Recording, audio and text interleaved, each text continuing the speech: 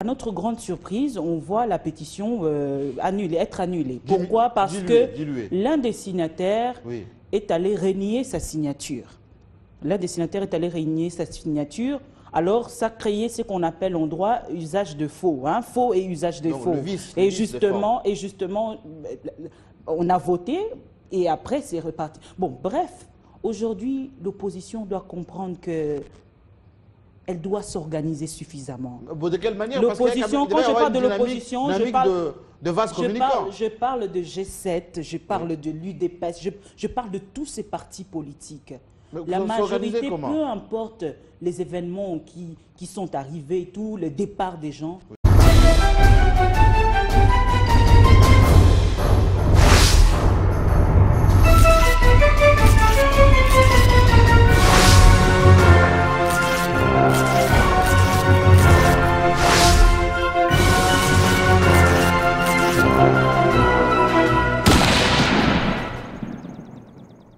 Retrouve naturellement pour ces samedis, parce que comme vous le savez, le samedi dernier, c'était une petite pause pour nous, à titre personnel. Merci pour tous ceux qui ont été de cœur avec nous pour ces 49 bougies, et c'est tant mieux d'ailleurs que vous soyez aussi gentils pour nous faire autant des souhaits pour les années à venir, des combats et de permanence pour ce pays et pour la démocratie. Alors aujourd'hui, on retrouve le club avec, comme je vous l'ai dit tout à l'heure, beaucoup de sujets d'actualité. Il y a à peine quelques minutes, l'Assemblée nationale vient de compléter son bureau avec le premier vice-président, plus le rapporteur et tout ce qui vient derrière. Et apparemment, la majorité est restée majorité, et malgré les frondeurs et G7, ça n'a pas pu fonctionner. Alors le mot d'ordre n'a pas fonctionné, ou c'est plutôt la situation qui est contraire aux prévisions. L'autre sujet qu'on va aborder, c'est hier, Jacob Zuma, qui était ici en RDC et qui a signé cette commission mixte, grande commission mixte, avec la RDC, en sus, INGA, qui va pouvoir produire 40 000 mégawatts pour la RDC, mais également l'Afrique et le monde. Oui, c'est en RDC que ça se passe, et naturellement, tout se passe pour le mieux entre les deux pays. Le sujet par lequel d'ailleurs nous allons continuer, nous allons commencer d'ailleurs ce club, c'est G7, CENI, Assemblée nationale. Opposition, on a l'impression que tout le monde prépare les glissements, on ne peut plus naturellement, parce qu'avec les jeux de chaises musicales, ça va prendre un temps. Le club, maintenant c'est voilà, les grosses pointures, on l'a dit. Willy Kalenga est fraîchement débarqué de son avion en provenance d'Accra, qui a été le grand témoin de l'inversion de la courbe de Philippe. Enfin, économiquement parlant, je signale que Philippe, grand économiste, a dit lorsque vous avez l'inflation la plus basse et vous avez aussi la croissance la plus basse. Et au Congo, c'est bien le contraire, l'inflation la plus basse, mais la croissance est toujours en sus avec presque 9 points de croissance. On en parlera tout à l'heure, le patron de Géopolis. Barbara Nzimbi, qui passe pour être la journaliste au féminin, qui s'impose de plus en plus, toujours Congo Web, ça n'a pas changé. On va revenir tout à l'heure. Et puis, bienvenue Bakmani, l'économiste maison. Il va peut-être lui nous dépeindre ces modèles congolais qui, de plus en plus, est salué. Après l'UNESCO, c'est maintenant la Banque mondiale qui invite Matata Mponyo, alors qu'ici à RDC, quelquefois on pense le contraire par beaucoup de gens. Le patron des infos au potentiel. Et enfin, Harold Badibanga, journaliste indépendant, qui le reste toujours. Oui, nous avons toujours dit qu'on est indépendant par rapport au fait que nous n'avons pas un organe de presse qui nous engage, mais l'indépendance par rapport à la patrie, nous disons qu'il n'y a pas d'indépendant. Parce que Dieu lui-même est notre Père, entre le bien et le mal. Oui. Il choisit le bien, il nous recommande de faire Dieu, il est indépendant ou pas? Le bien. Dieu, oui. Il est indépendant par rapport à soi-même, mais par rapport aux autres, il a une dépendance pour ceux qui lui sont fidèles. Il n'est pas pour ceux qui sont pas fidèles.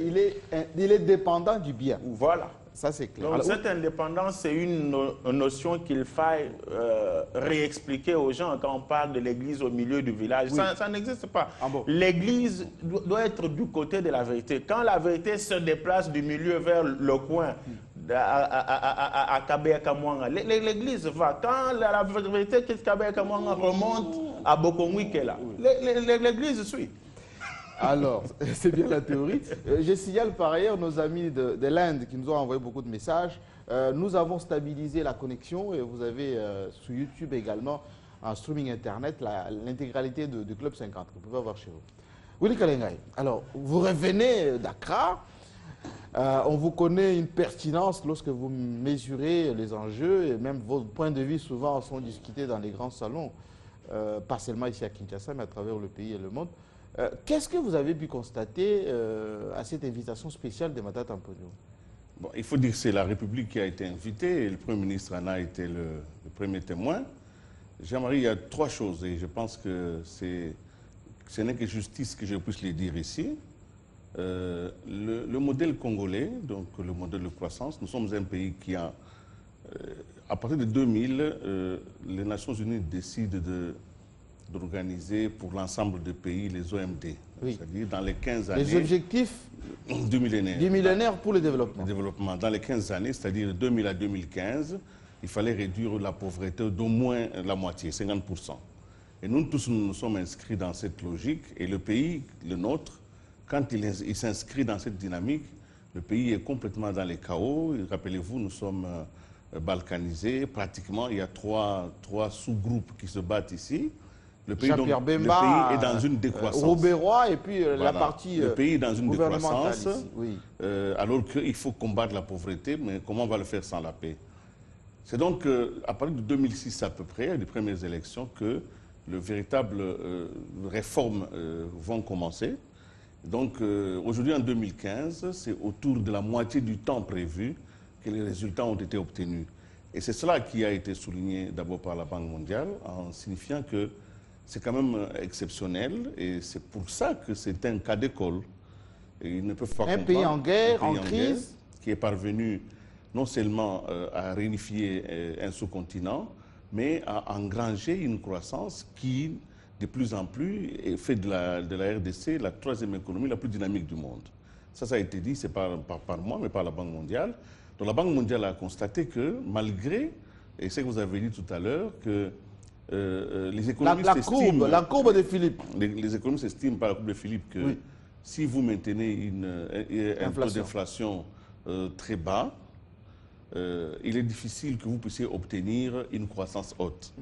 Et pourtant, la RDC, nous sommes à 0,7% cette année de l'inflation, moins d'1%, avec un taux le plus élevé du continent.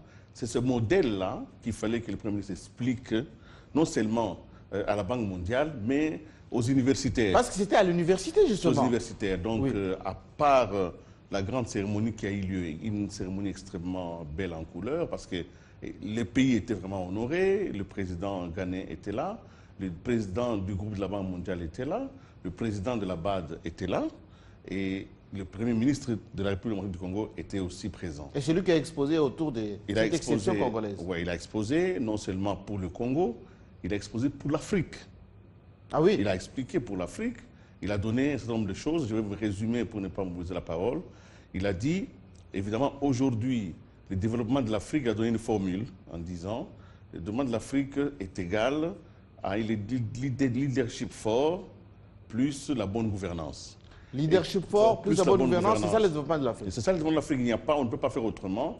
La bonne gouvernance ne doit pas nous être imposée, elle doit être la construction d'une intelligence collective. Leadership fort, ici, s'entend comme étant la consensualité sur les vertus démocratiques. Nous devons décider de mettre fin à la gabégie et de nous chamailler sur des choses accessoires. Pour l'essentiel, nous devons être d'accord. Et le consensus étant ici sur les questions économiques. Donc ça a été un très grand moment. Le pays a été vraiment honoré et le président ghanéen, qui n'était pas prévu au programme, mais il a quand même sollicité lui aussi à rencontrer le Premier ministre qu'il a reçu au palais présidentiel. Donc le Congo a été vraiment très bonne place. Merci Wale Kalenga pour ce témoignage. Enfin, je vous ai laissé un peu le temps parce que très souvent, des bonnes nouvelles comme ça sont parfois boudées, hein, c'est le moins qu'on puisse dire. Mais lorsque le Congo est honoré, il faut bien le dire, Dieu sait combien votre pertinence et votre objectivité lorsque vous analysez des choses concrètes. Alors, Barbara Zibi, juste comme ça, quand il y a ces genres de situations qui concernent le Congo, pourquoi, allez, les oiseaux des mauvais augures ou parfois les diseurs de vos bonnes aventures disent non, au Congo ça ne va pas, on recule, etc.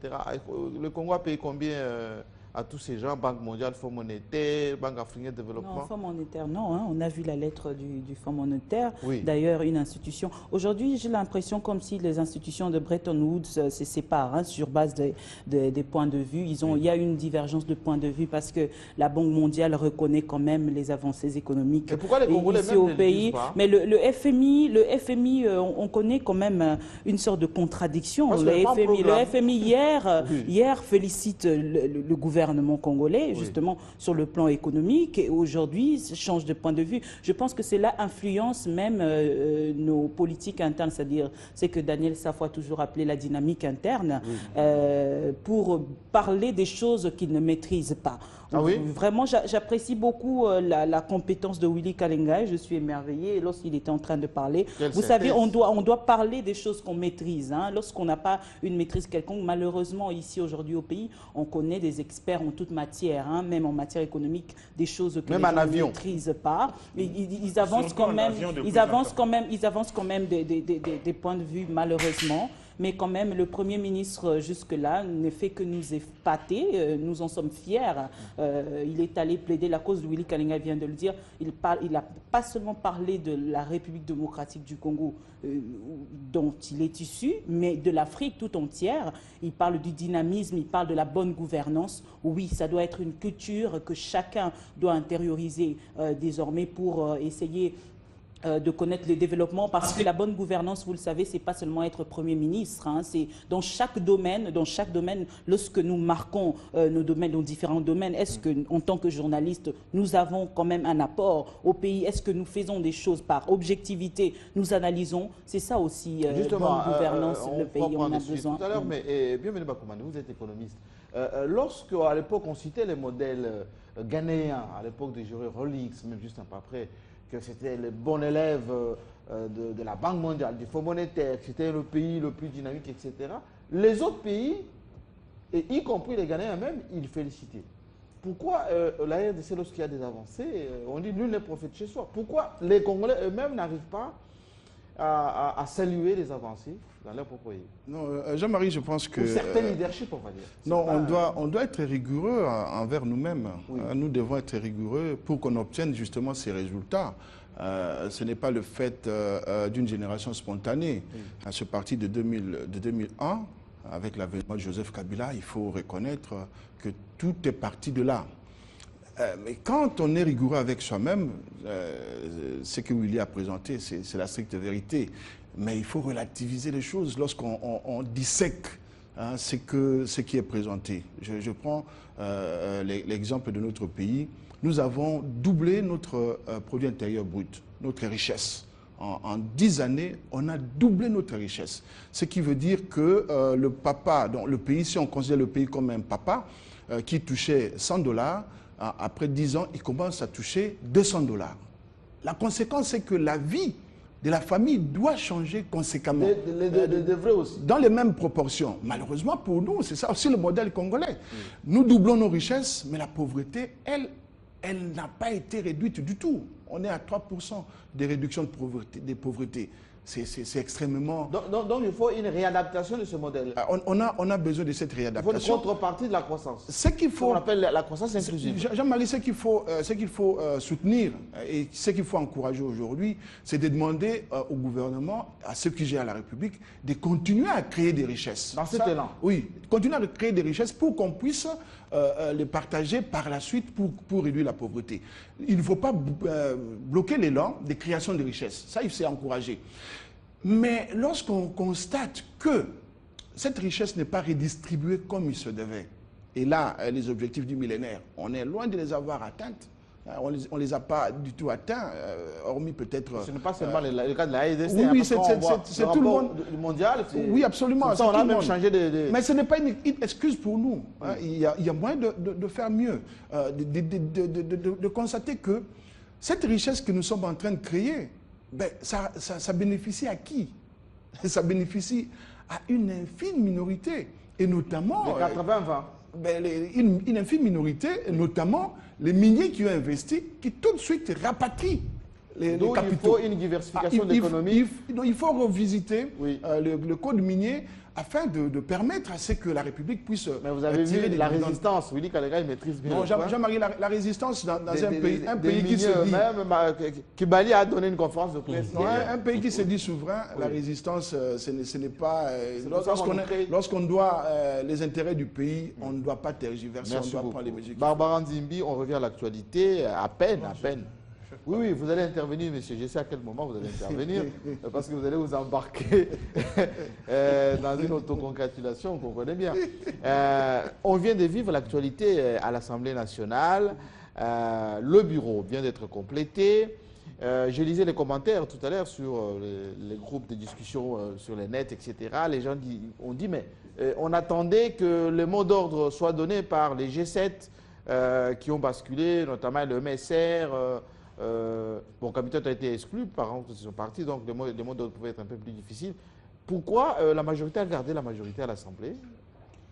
Mais justement, cela doit interpeller même l'opposition aujourd'hui. Je vais repartir sur base de la pétition qui a été signée pour faire tomber le bureau de l'Assemblée nationale, tous les bureaux de l'Assemblée nationale. Oui. Selon l'article 26 du règlement d'ordre intérieur de l'Assemblée nationale, cette pétition devait réunir 50 signatures et après, la prochaine étape doit, donc, c'est-à-dire le problème doit être soumis au vote, le vote à bulletin discret, secret. Oui. Donc voilà.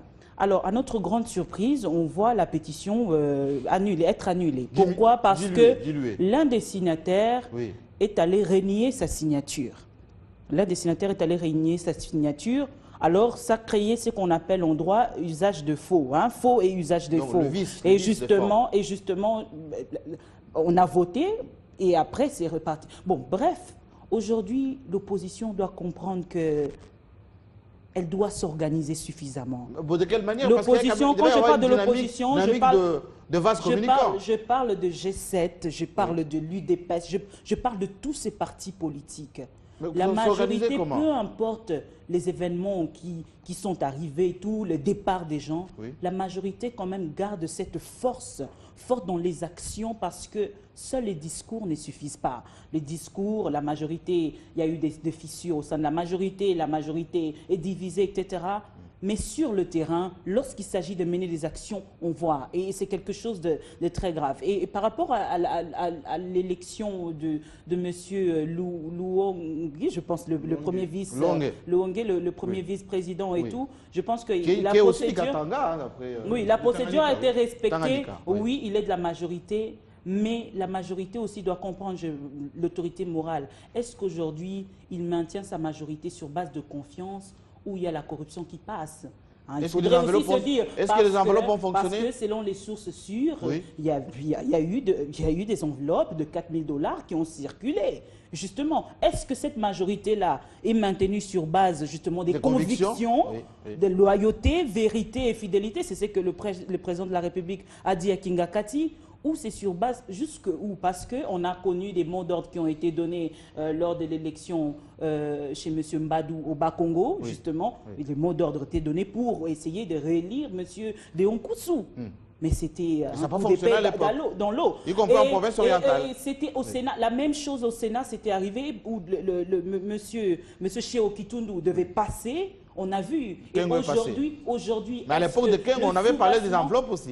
Des enveloppes, peu importe. Le sous-bassement aujourd'hui, la question qu'on doit se poser, le sous-bassement, même le fondement, est-ce que cela reste vraiment la conviction ou l'attachement qu'on a envers son autorité morale par rapport aux idéaux, ou c'est l'intérêt, c'est-à-dire les enveloppes? Parce que jusque-là, où est-ce qu'on va atterrir si on continue avec les corruptions et tout? Parce qu'aujourd'hui, l'Assemblée nationale, vous allez m'excuser, c'est le socle de la corruption aujourd'hui. L'Assemblée nationale... Attention, non, retirez. S'il vous plaît. C'est l'église au milieu du village. J'assume mes propos, contrairement à ce que le président de l'Assemblée nationale avait promis, que ce sera un temple de la démocratie et tout. On ne voit pas cette démocratie. Mais il y a le vote quand même, il y a les votes. Les votes, ça se passe comment? Aujourd'hui, la population ne fait même plus confiance à cette Assemblée nationale finalement. Ou qu'est-ce que vous voulez aujourd'hui que les gens pensent et puis voilà. Comme Harold Badibar, il y a quelque chose qu'on ne comprend pas. On a expliqué qu'il y aura tsunami, etc. Les G7 partant, on a vu des lettres, MSR, on bascule dans l'opposition, etc. Mais pourquoi ça n'a pas fonctionné aujourd'hui, que les mots d'ordre soient donnés et que eux-mêmes soient candidats pour peut-être intégrer le bureau et puis changer un peu la donne. Et apparemment, c'est un peu le conservatisme qui s'est installé encore au niveau du bureau. Jean-Marie Kassamba, en la matière, il y a une jurisprudence incontournable. Laquelle? Lorsque le président Vital Kamerhe quitte le perchoir de l'Assemblée nationale dans les conditions que nous connaissons, cela a coïncidé, si je ne m'abuse pas, avec un courant réformateur au sein de l'Assemblée nationale à l'époque, piloté par l'actuel ministre de l'économie, Bahati Lukwebo. Oui, absolument. Et cela coïncidait avec l'élection du nouveau bureau de l'Assemblée nationale qui a amené Évariste Bochab à la tête du perchoir et que l'actuel ministre de l'économie était seul à se présenter au corps défendant de la majorité. C'était Kester, oui, à l'époque. Et qu'est-ce qu'il y a eu dans la salle, comme aujourd'hui, j'étais aussi dans la salle à l'époque, et même avant, les gens ont dit le fait que Kamerhe soit parti, qu'il ait rejoint l'opposition, et le fait de la présence du courant réformateur de Bahati au sein de la majorité parlementaire va inévitablement bousculer les choses. Et la majorité deviendra minorité. Mais je me rappelle que Bochab a remporté cette élection-là avec son ticket gagnant haut la main. Et le ministre Bahati, à l'époque, a échoué. Oui. Malgré le fait que Kamerhe était là, malgré le fait que le courant dit réformateur était là. Aujourd'hui, c'est l'histoire qui est revenue avec le ticket gagnant, Luonge est le nouveau rapporteur de l'Assemblée nationale. Par rapport à quoi? Par rapport à l'existence du G7 et par rapport au fait que Thomas Lokondo, que j'appelle affectueusement HTL, Henri Thomas Lokondo, a pensé que le G7 et même lui-même en tant qu'un indépendant qui a fait une sorte de fronde par rapport à la majorité, ça lui profiterait. Et il a tellement été prudent, comme je le reconnais, qu'il a pris comme témoin Basile Elongo, un député national de l'opposition. Oui. Et avant cette élection, c'était sûr qu'il allait chambarder les choses, mais le ticket gagnant, comme il a été présenté par la majorité présidentielle, l'a emporté. C'est quoi la leçon? C'est quoi la leçon à tirer? La leçon à tirer, c'est que ce n'est pas parce que un groupe de partis politiques a quitté la majorité présidentielle que la majorité présidentielle cesse de demeurer majorité présidentielle.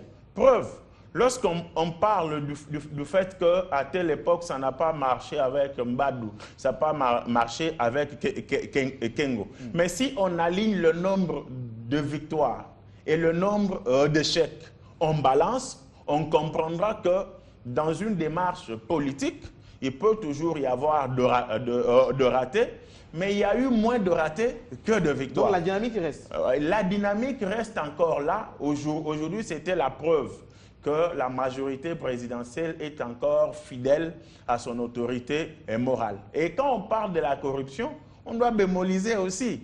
Dans la mesure où ce dont on n'est pas à mesure de prouver, il faut le bémoliser un peu dans la mesure où ceux qui font circuler beaucoup plus l'information par rapport à la corruption, c'est ceux qui ont perdu des G7 généralement, qui pensaient qu'avec leur basculabilité, ils pouvaient arriver à faire quelque chose, mais c'est... Alors justement, bienvenue Bakoumane, tout de même, on a pensé, disons les choses telles qu'elles sont, que le G7 qui allait s'entourer, faire front, Moïse Katumbi, la dynamique, ça allait faire que quelques enveloppes allaient fonctionner et puis à un moment donné, on va même grignoter au sein de la majorité, que ça allait donner une autre réalité.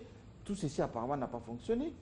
Non, donc les mots d'ordre donnés à Kingakati, ça a marché. Non, Jean-Marie, aujourd'hui, les lignes ont effectivement bougé. C'est la leçon que je tire de ces élections au bureau de l'Assemblée nationale. Aujourd'hui, la majorité, la réalité de la majorité, c'est à peu près 275 députés. Ce n'est plus 300 et quelques. Ça, il faut pas se mettre dans, se lénifier, se soporiser en se disant qu'on a une majorité, alors qu'en réalité, il y a eu un nombre important de députés qui se sont déplacés. En deuxième lieu, la leçon que je tire également, la majorité, elle doit faire très attention. Et la démarche suicidaire, elle est toujours de mise. D'autant plus que la majorité est en train de vouloir biaiser le jeu institutionnel. Lorsqu'on est à l'Assemblée et qu'il y a des règles qui ont été établies, qu'on ne les respecte pas, à un moment donné, les autres vont se dire « ça ne sert à rien de poser des problèmes au sein de l'hémicycle, les temples de la démocratie ». Je pense que ça, c'est de la responsabilité du président Minakou. Lorsqu'il y a une pétition contre votre bureau, moi je pense que la moindre des choses, tu appliques les règlements, tu es rassuré par ta majorité, vous allez au vote, vous faites jouer les jeux démocratiques à fond. Même s'il y a des vices. Écoutez, quand... il y a quand même le règlement d'ordre intérieur, il y a la chose. Je ne comprends pas. S'il y a des vices, il faut aussi laisser passer les vices. Jean-Marie, je ne comprends pas que quelqu'un puisse apposer sa signature et quelques minutes après dire que je n'ai jamais apposé ma signature. Et même s'il y avait une seule personne à retirer sa signature, le seuil des 50 députés était toujours maintenu. Donc, il faut faire jouer ces jeux démocratiques institutionnels. Je le dis parce que moi, je ne vois pas les intérêts individuels. Moi, je vois les intérêts de la République. Il ne faut pas mettre le feu à la case. Et pour ne pas mettre le feu à la case, je le répète aujourd'hui, par exemple, les 17, mais les glissements viennent de commencer. Les glissements viennent de commencer. Ah oui, aujourd'hui, les glissements viennent de commencer. C'est-à-dire, explication sur le plan technique, les glissements viennent de commencer. Les 13 mois nécessaires, les 13 mois et 10 jours nécessaires pour organiser des bonnes élections, ben c'est à partir du 17 octobre que le compteur commence à marcher. C'est-à-dire, parce que ceux qui nous suivent doivent comprendre quand même. Vous dites Jean-Marie, pour avoir des bonnes élections, enrôler de nouveaux majeurs, tous les préalables, il nous faut 13 mois et 10 jours. C'est un calcul, si je me mets à expliquer, c'est trop long. C'est 13 mois et 10 jours. Et les 13 mois et 10 jours tombent effectivement aujourd'hui les 17. Alors justement, on a posé la thématique G7, CENI, opposition, y compris la majorité d'ailleurs. Est-ce que tout le monde ne prépare le glissement d'une manière insidieuse? Jean-Marie, lorsqu'on entend certaines choses qui, du côté de la centrale électorale, où le vice-président serait sur le point de démissionner, parce qu'il faut refaire le bureau aussi. Lorsqu'on a la polémique entre la centrale électorale et le gouvernement, le ministre Bahati, le ministre Bahati a encore 92 millions il a de sorti dollars des chiffres, déjà décaissés. Décaissés des chiffres, et la CENI conteste. On est là en plein, et lorsque je dis, je le répète encore ici, que le glissement a commencé aujourd'hui, dites-vous que dans les jours à venir, il faut que la classe politique se prenne réellement en charge. Parce que nous allons à la population. Droit à un mur, d'un côté sur le plan du calendrier électoral, et de l'autre côté, il ne faut vraiment pas bouler la case. Alors, Willy Kalena, vous allez parler. Willy Kalena, dites-nous quand même. Parce que, après la démission de Malou Malou, aujourd'hui, on voit la société civile s'agiter sur nos plateaux, beaucoup de pasteurs qui viennent faire campagne, etc. Mais est-ce qu'ils sont conscients que, aussi longtemps qu'on n'a pas réformulé, on n'a pas recomposé le bureau de la CENI, rien ne peut se faire? Je ne pense pas que ce soit ça. Il faut lire l'ordonnance, pas l'ordonnance. Il faut, quand le président prend acte de la démission de Malou Malou, il demande à la plateforme. Il demande à la société civile et à la plateforme, surtout à la sous-plateforme thématique, de se réunir rapidement et de proposer un poste. Il ne faut pas oublier que la CENI, ça a été une construction qui a duré plus d'1 année. Pour qu'on atteigne les Malu-Malu, les Ambe Pungwe, tout ce monde que vous voyez, les Omba, il a fallu plus d'1 année pour qu'on y arrive. En ce qui concerne le poste du président de la CENI, ce poste est réservé au Nord Kivu, à la confession religieuse. Il faut que vous le sachiez. Nord Kivu. Nord Kivu, oui, c'est comme ça. Nord Kivu, confession religieuse. C'est là où viendra le prochain président de la CENI. Parce que tout est construit... Mais là, c'est une répartition de... Non, tout est construit sur un... Vous savez, les négociations, progressivement, Malu-Malu n'est pas tombé comme un cheveu dans la soupe. Oui. Tout s'est construit progressivement avec des accords, avec des compensations à gauche et à droite. Et ils étaient arrivés à un équilibre au point qu'on savait que tel poste sera pourvu par telle sous-composante. Et je vous informe, et ça ce n'est pas à moi qui l'écris, ceux qui m'entendent le savent, le poste du président de la CENI est réservé au Nord Kivu. Ah ben mais justement, si on va dans votre raisonnement, vous allez garder la parole. Oui. Si nous allons dans votre raisonnement, le poste de président de la CENI est réservé au Nord Kivu à la sous-thématique confession religieuse. Confession religieuse. Donc, oui. L'Ingala, si, tout ce qui s'agit de... Non, les gens doivent connaître les règles du jeu. Il ne faut pas jouer au kickers alors que c'est le Scrabble. Donc, oui. Écoutez, il faut savoir ce que l'on veut. Hein, et généralement, nous perdons beaucoup de temps parce que... Donc, on va perdre du temps pour rien. On perd du temps, on ne maîtrise pas les règles du jeu. Nous sommes en politique. En politique, les règles du jeu sont essentielles.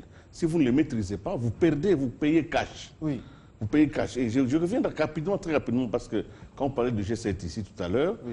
Moi je pense qu'à partir du moment où le G7 avait quitté la majorité, oui.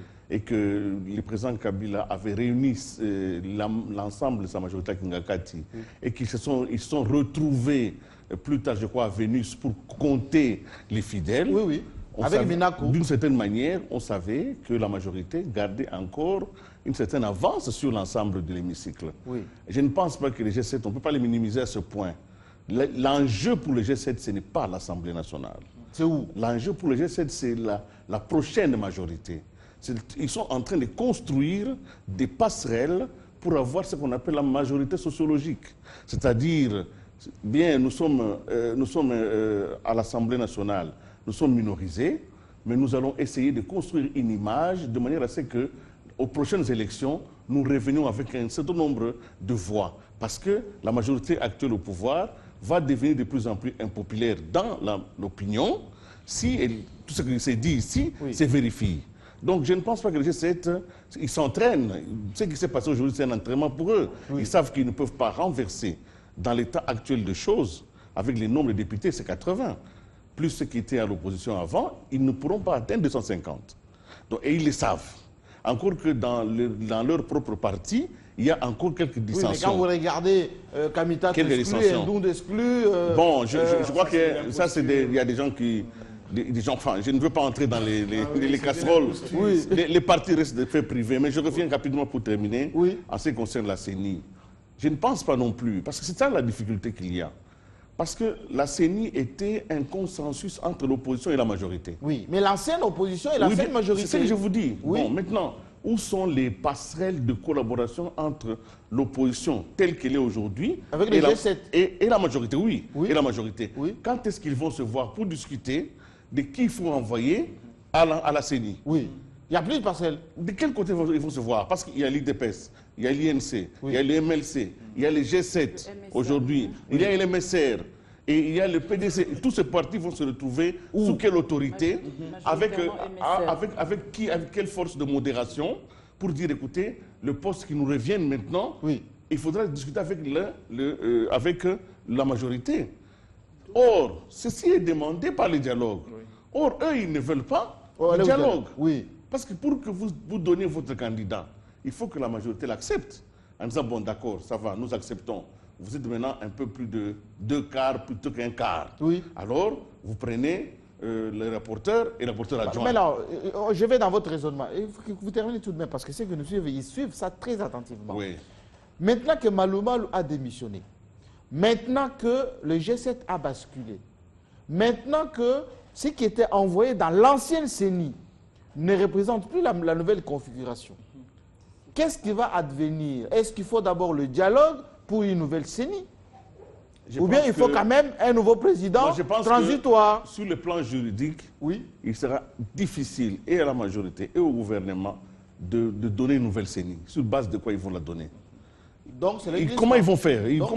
Non, c'est-à-dire qu'on ne peut pas. Aujourd'hui, il est presque difficile d'argumenter pour une nouvelle CENI en disant parce que les rapports de force à l'intérieur de l'Assemblée ont basculé. Oui. Non, la CENI est une émanation, ce n'est pas une représentation. On doit se comprendre très bien. Oui. Ça veut dire à partir du moment où les gens sont sortis de l'Assemblée nationale ou de leurs composantes, ont formé un corps qui devient un corps indépendant, c'est fini. Il continue, à moins qu'il y ait une faute commise par la CENI elle-même. Mais les rapports de force changeant à la source n'influent pas sur la marche de la CENI. Et ça, c'est la loi. D'où les gesticulations de la justice civile. Il faut, oui, la justice civile sont nécessaires. La justice civile, elle, c'est parce que c'est son poste qui a été libéré au sein de la CENI. Mais la donne Nord Kivu, vous ne savez pas ça. La donne Nord Kivu. Oui, j'aime bien par où Willy Kalenga a fini. Mais la loi, il faut aussi très bien l'interpréter. Il ne faut pas que l'on amène ceux qui nous suivent dans la théorie, on les laisse là. Non. Il faut plutôt qu'on soit jusqu'au boutiste pour aller dans le pragmatisme. Il faut dire où est-ce que la loi dit que quand il y a changement des rapports de force à l'Assemblée nationale, s'il te plaît, je sais que là où la loi n'a pas distingué, nous n'avons pas aussi le droit de distinguer, mais nous avons plutôt le droit d'être pragmatique et réaliste. Quand on dit, quand on crée une nuance entre l'émanation et la représentation. La représentation, on ne doit pas oublier que si ceux qui sont à la CENI, ils sont aujourd'hui, c'est parce qu'ils ont été forts quelque part en tant que représentation parlementaire. Et que l'indépendance, donc, si nous revenons encore à cette indépendance, si réellement cette indépendance dont on parle trop, qui est clamée dans le chef des membres de la CENI, les détacher totalement de leur formation politique, on ne connaîtrait pas le cas Omba. Plutôt, vous et moi, nous avons l'obligation. Omba, c'est le représentant de l'UNC. Oui, de l'UNC. Il lui a été demandé de quitter par rapport à ça. Pour des questions de cohérence politique. Je voudrais mais juridiquement, il n'y a pas moyen. Que nous soyons dans le pragmatisme pour demander à l'homme politique congolais de s'assumer. Lorsqu'il faut s'assumer aujourd'hui, il faut comprendre que la difficulté qu'il y a aujourd'hui, c'est réellement le glissement qui se dessine dans le chef de tout le monde. La responsabilité aurait fait, par exemple, que le MSR, que l'ARC demande carrément à ses membres, à leurs membres plutôt qui sont dans la CENI, de se retirer. Je reviens, Jean-Marie. Je voudrais, Jean-Marie, oui, pardon. Rarement je prends la parole. Juste une seconde, oui. Rarement je prends la parole en insistant. Oui. Mais je voudrais vraiment revenir sur la question et qu'on se comprenne. Si on doit me démentir, on le démentira. La Commission électorale nationale indépendante. Elle est indépendante.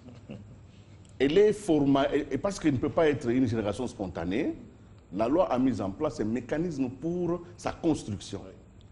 Quand elle est construite, c'est fini.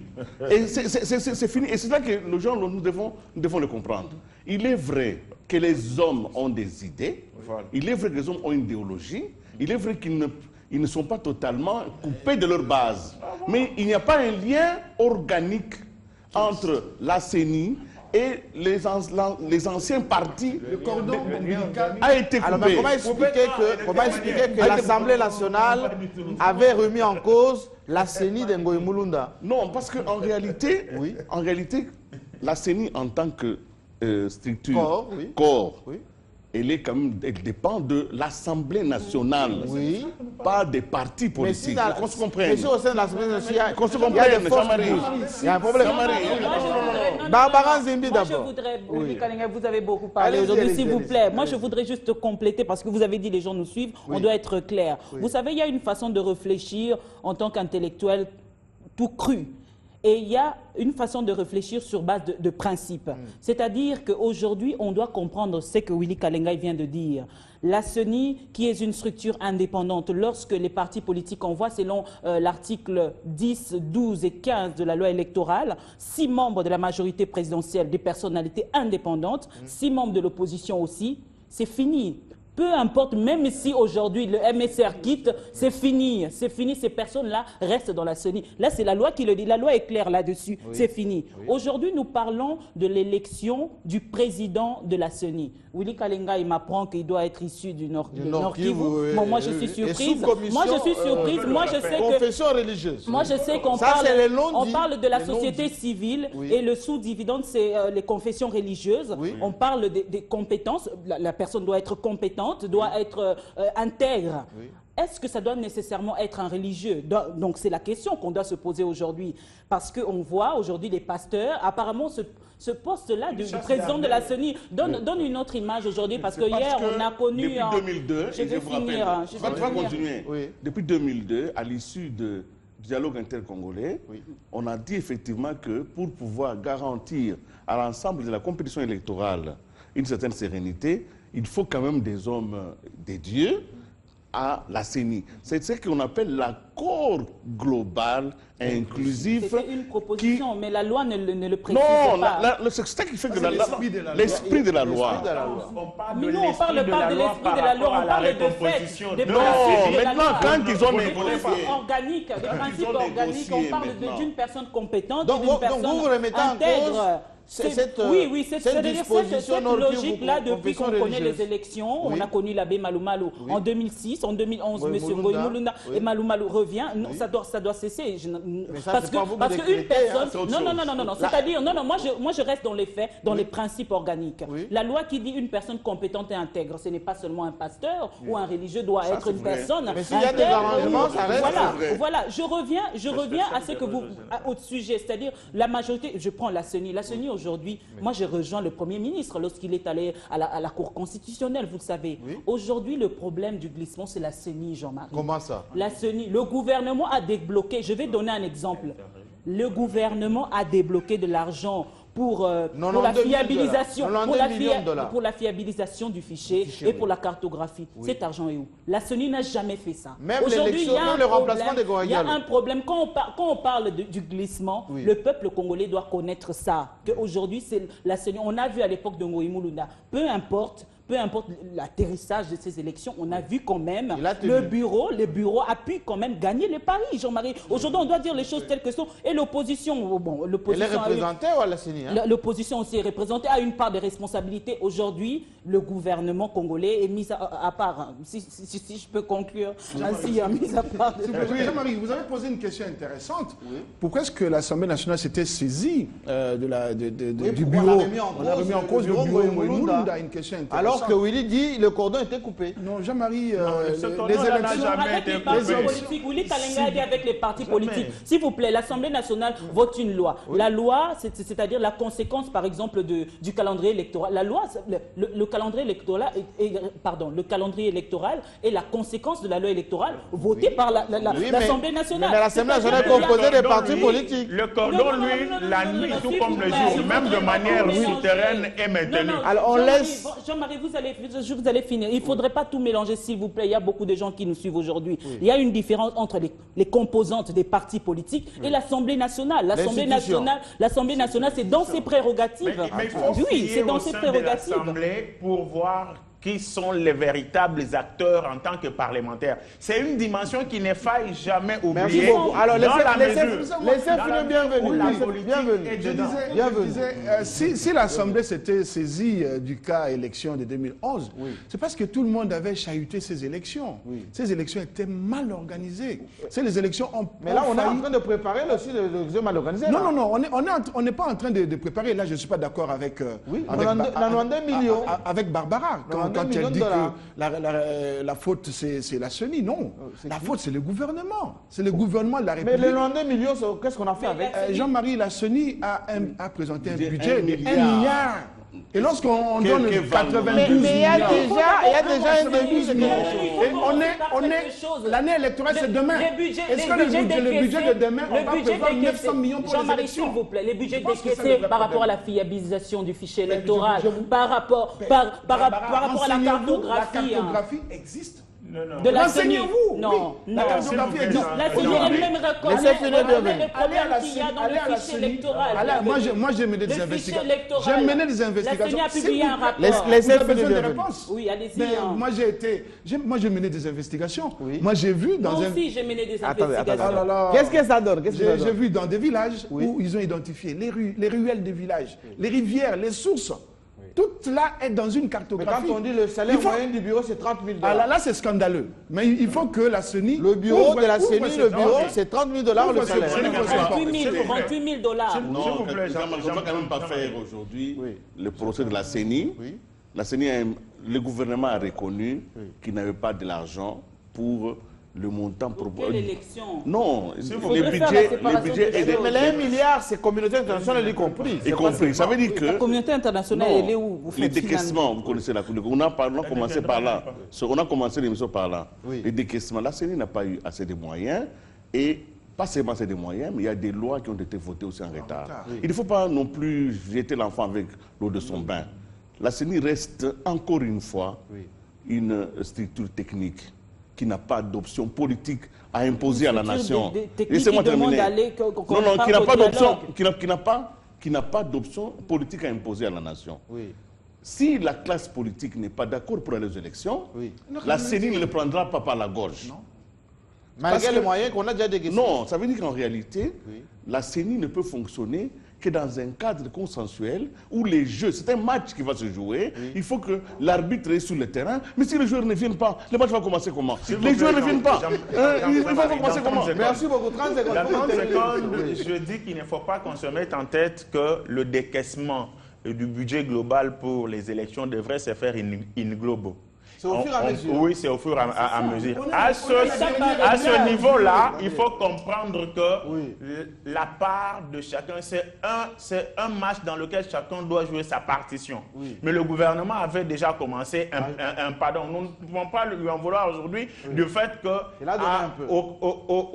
17 octobre, il n'a pas encore donné la totalité, comme si c'est au 17 octobre que le processus électoral devrait prendre fin. Il aurait fallu que la CENI organise ne serait-ce que le remplacement des Goya Diallo. Voilà. La CENI n'a pas pu le faire. La CENI a prouvé son incapacité. La CENI a demandé, le gouvernement a sourcé. Vous savez ça? Merci beaucoup. On doit... La CENI est prête à organiser les élections pour le gouvernement. Je vous l'ai promis qu'on doit, en quelques secondes... Merci beaucoup. Qui n'est pas allé jusqu'au bout de la logique. Merci bien. Je vous ai quand même... proposer qu'on termine en une phrase chacun par rapport à cette commission mixte. Jacob Zuma est venu ici à Kinshasa. Économiquement par là, c'est un gros projet, Inga. D'aucuns disaient que quand est-ce que ça devait avoir lieu, quand ça devait être signé concrètement. Il y a une agence qui a été créée au niveau de la présidence de la République, présidée par Bruno Kapanji, qui était l'ancien ministre de l'Énergie. C'est quand même une nouvelle sur le plan économique importante. Jean-Marie, la commission mixte entre la RSA et le Congo a souffert de la négligence des Congolais. De la négligence des Congolais? Oui, le président de la République lui-même, il sait combien les dossiers ont traîné. Nous étions en Afrique du Sud il y a 3 ans, au ministère des Affaires étrangères, au ministère du Commerce extérieur, au ministère des Mines, pour voir où est-ce qu'on en était avec les commissions mixtes. Il est vrai que l'Afrique du Sud, c'est un des partenaires privilégiés. Stratégique. Mais nous devons, nous ici, avoir un répondant. C'est-à-dire quand les gens sont dans des commissions, pour travailler, il faut travailler. Il ne faut pas simplement chercher les frais de mission. Les frais de mission, les visas pour aller vagabonder à l'extérieur. C'est un des partenaires gentils, mais qui, d'une certaine manière, estime que nous l'avons mis en retard sur les questions stratégiques de sa survie. Mais là que c'est signé, est-ce que ça va prendre? Ça va aller parce qu'avec M. Kapandi qui vient d'arriver, ça fait comme 40 ans qu'il travaille sur la question de l'énergie. Il a travaillé même dans une structure, dans une Afrique centrale, ministre de l'énergie ici. je pense qu'il faut booster, mais c'est une question de montage financier, mais une question aussi de visibilité internationale. Mais la Banque mondiale est intéressée, les Chinois sont intéressés. Déjà sont intéressés, mais oui. Le Congo doit être le premier intéressé. 8 intéressé. milliards quand même de dollars. Le Congo doit être le premier à être intéressé. Oui. Il faut que nous construisions cela. Jean-Marie, le problème de la construction d'Inga 3, c'était le problème de leadership. Aujourd'hui, il y a une intelligence stratégique qui s'est mise en place avec l'appui de l'Afrique du Sud, et aussi en bas-fond, il y a les Chinois qui vont certainement mettre la main à la caisse pour réussir ce projet. Je crois que si ce leadership arrive à identifier les priorités, le développement d'Inga 3 peut se faire en un temps record. Parce que l'Afrique du Sud, justement, si Zuma descend régulièrement ici, rappelez-vous la veille des élections de 2011, il a suivi le président de la République à Lubumbashi. C'est parce que le problème de l'électricité en Afrique du Sud se pose avec acuité. Et ils ne veulent pas basculer dans le nucléaire parce que les courants d'Inga est moins cher et moins polluant. Absolument. Alors, je serai trop bref pour dire que tout en constatant qu'il s'agit réellement du réveil du géant, ce qui me flatte beaucoup plus, c'est le retour à la renaissance africaine. Ah oui. Celle prônée par les Kwame Nkrumah, relayée par les Lumumba. Parce que depuis la nuit de temps pour signer un partenariat de cette taille-là, il faut, avec l'Union européenne, il faut avec ça. Et l'Union européenne qui pose des conditions qu'elle ne se pose pas. Maintenant que c'est de l'Afrique du Sud à la RDC, nous devons plutôt capitaliser ça par rapport à quoi? Par rapport aux conséquences du poids que la République démocratique du Congo va désormais avoir sur le continent. Intéressé, mais je crois qu'il faudra raisonner 1001 fois pour les Je serai bref, mais avant de commencer, je vais revenir à la CENI, s'il vous plaît. Aujourd'hui, très rapidement, je vais finir en disant, en parlant du Nigeria. Vous savez, il y a M. Djenga du Nigeria, le professeur, qui vient d'être intronisé. On lui a remis le prix de la démocratie parce qu'il a quand même organisé de très bonnes élections. En tout cas, nous attendons à ça. Nous attendons à ça aussi dans notre pays. Nous voulons que la République démocratique du Congo puisse être aussi élevée à ce haut niveau de démocratie. C'était juste une façon pour moi de conclure. Pour parler de l'Afrique du Sud, partenariat RDC-Afrique du Sud, je dirais que seule la position de la Banque mondiale rassure un tout petit peu. Vous savez, depuis 2004, ça fait 9 ans qu'on a signé des accords avec l'Afrique du Sud. Mais pour quelle finalité on a signé des accords par rapport au réaménagement de l'administration publique? Inga et tout, l'Afrique du Sud n'a pas assez de moyens aujourd'hui, vous le savez. Aujourd'hui, l'Afrique du Sud elle-même a des problèmes, des pauvretés. Donc, il ne faudrait pas que la République démocratique du Congo se pose. C'est pas notre débat, c'est ça la réalité. Merci à vous. Je vous l'ai dit en titre. On suit de très près la situation en Guinée, on suit aussi la situation en Côte d'Ivoire. On espère que l'objectivité et la pertinence de ceux qui ont toujours posé des conditions aux Africains, elle va aussi jouer là-bas. Sinon, ils vont se taper dedans et on va encore dire que les nègres ne sont pas capables de s'organiser. On se quitte par ici en vous souhaitant une très très bonne semaine. Dans quelques instants, c'est le journal de Patin Thierry.